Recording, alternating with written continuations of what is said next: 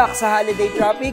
Don't worry mga pare! Dahil nagbabalik ang Kapatiran Road Code para magbigay ng mga tips sa mga motoristang hinaharap ang traffic ngayong Kapaskuhan.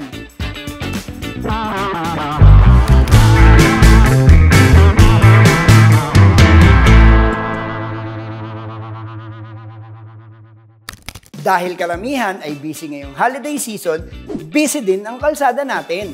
Kaya para mabawasan ang stress, i-play mo na ang iyong mga paboritong music para vibes kahit saan ka pumunta.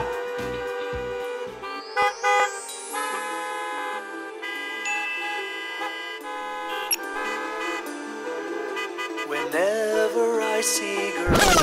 It is also the season to do Christmas shopping, kaya asahan na dagsa ang mga tao sa malls at iba pang pasyalan. Sa mga ganitong pagkakataon, maging considerate sa mga pick-up areas at sa mga daanan ng PWD o seniors.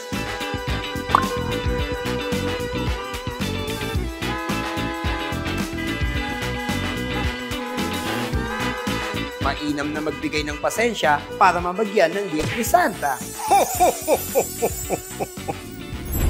Di rin may iwasan na magkaubusan ng parking space sa mga malls at iba pang pasyalan.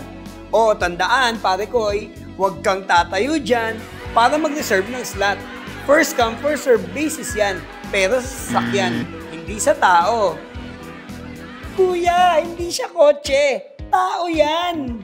Huwag na rin makisabay sa init ng ulo ng ibang motorista. Kung magulo na sa kalsada, mag-inhale at mag-exhale. Sayang sa energy yan, brother. Dapat din na extend ang pasensya sa mga motorista o drivers na gustong makipagkarera sa daan.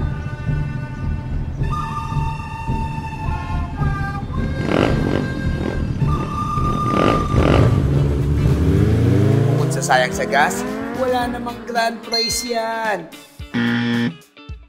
Sabi nga ni Elsa, let it go, let it go. Mahalaga rin na maging hydrated habang nasa biyahe. Kaya, drink your water, pre! Para fresh pa rin pag may nakipag-usap at nakakita sa'yo.